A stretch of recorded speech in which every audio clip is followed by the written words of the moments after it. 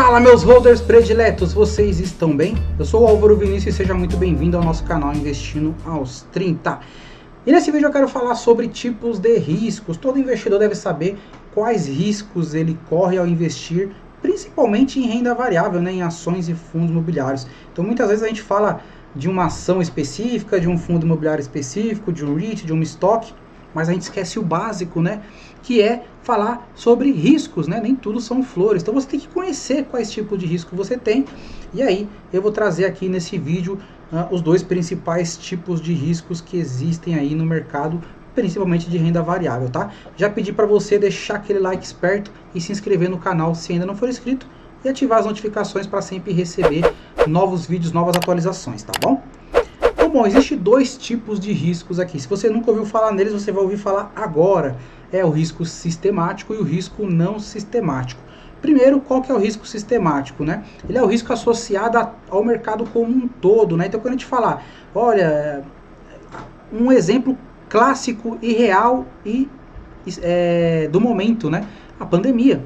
Ela é um risco sistemático. Ela afetou globalmente, né? Então, você pode ter um risco sistemático a nível global, a nível país também, né? Ou até mesmo a um nível de segmento. Então você imagina que o governo dá uma canetada no setor elétrico ou no setor bancário, por exemplo, você tem um risco sistemático daquele segmento, né?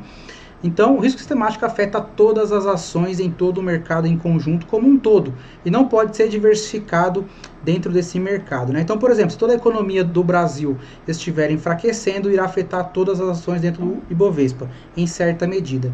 Diversificando o seu portfólio com outras ações não irá diminuir significativamente o risco global da carteira, devido ao fato dos ativos compartilharem a mesma característica de serem ações. Aí você teria que diversificar em classes de ativos, né? Ouro, um pouquinho de Bitcoin, né? Investir no exterior, né? Investir ali principalmente em dólar, né? Investir na bolsa americana também é uma boa opção. ETFs do exterior, não brasileiro, né? ETF no Brasil, na minha opinião, é porcaria, mas ETF lá fora são bem interessantes. Então, esse é basicamente o risco sistemático. Aí você tem o não sistemático, ele já é um risco específico associado com a segurança individual. Então ele é facilmente diversificável, né? Eu vou mostrar um exemplo aqui para vocês.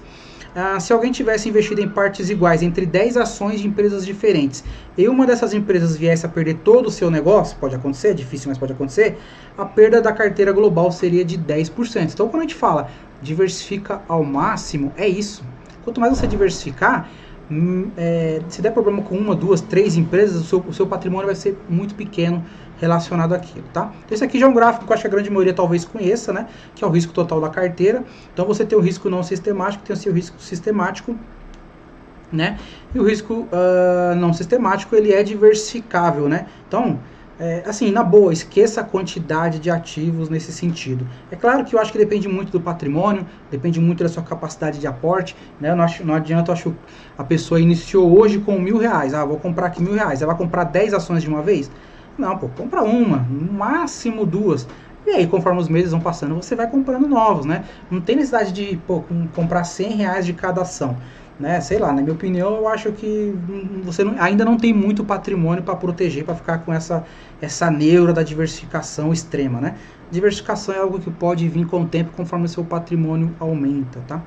Então, o risco não sistemático, ele é diversificável conforme você aumenta os ativos, tá? Aumenta a quantidade de ativos que você tem. Então, o que representa o risco sistemático? Ele é taxa de juros, afeta, né, o sistema como um todo, a inflação, a política principalmente, né, eventos, então a pandemia é um evento, né, um evento, nesse caso, global, né, a taxa de câmbio também pode acontecer de ser um risco sistemático.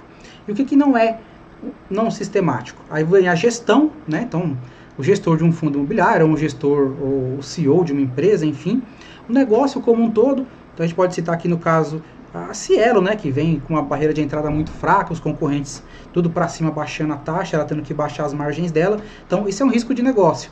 O risco financeiro, né, Também pode ser um risco cambial, quando a gente fala de risco financeiro, algumas empresas exportadoras, algumas empresas que compram matéria-prima que lá de fora e trazem para o Brasil também tem esse risco cambial, então entra no risco financeiro. Risco de falência, né? Então a gente tem algumas empresas aí, a própria Oi, né, com recuperação judicial, vem se recuperando, mas tem outras várias empresas na bolsa em recuperação judicial. O risco de liquidez aí também, ele faz parte do risco não sistemático, tá? Então, esse vídeo foi bem rapidinho, quis falar esses dois tipos de riscos, que eu acho que é muito importante, né? A gente só fala de ações, fundos imobiliários, tal, mas é importante também ter esse lado educativo, né? Para quando você ouvir falar a palavra, o que é um risco sistemático, o que é um risco não sistemático, como que eu me protejo do risco não sistemático, né? É diversificando. Então é importante você conhecer esses conceitos na sua trajetória como investidor, principalmente como investidor de longo prazo, ele tem que se preocupar com esses dois tipos de risco, né? O especulador, na verdade, ele acaba, na teoria, se beneficiando desses dois eventos, né? Principalmente do sistemático, mas do não sistemático ele pode operar o vendido, etc. Mas, quando a gente fala de investidor, é importante que ele conheça esses riscos aqui e como se defender dele, tá bom? Então, espero que você tenha gostado desse conteúdo. Compartilha com algum amigo aí que esteja começando. Acho que é muito importante esse lado educativo, né? Vamos parar de falar um pouquinho sobre top 5, top 10, não sei o que. Eu gosto muito também disso, mas vamos olhar um pouquinho o lado educacional. Vocês sabem que eu tenho um curso, né, de investir em ações e fundos imobiliários e o curso Rendimentos em Dólar, que ensina a investir no exterior, e os dois estão com 30% de desconto na Black November da Hotmart. Eu vou deixar o link na descrição, você clica no link, já vai com os 30% de desconto, você vai ver que é o melhor custo-benefício que você vai ter no mercado, e essa aqui é apenas um pedacinho de uma das aulas que tem nesse curso, tá? É um módulo completo só para falar sobre riscos, só para falar sobre buy and hold, só para falar sobre valuation, só para falar sobre como escolher small cap, dividendos, enfim. É um conteúdo muito, muito completo, muito abrangente, fora os diversos bônus, né, que tem, um grupo exclusivo para alunos com o meu suporte e tudo mais, tá bom? Então, é isso. Um abraço para você, muita saúde para você e para sua família. Até breve.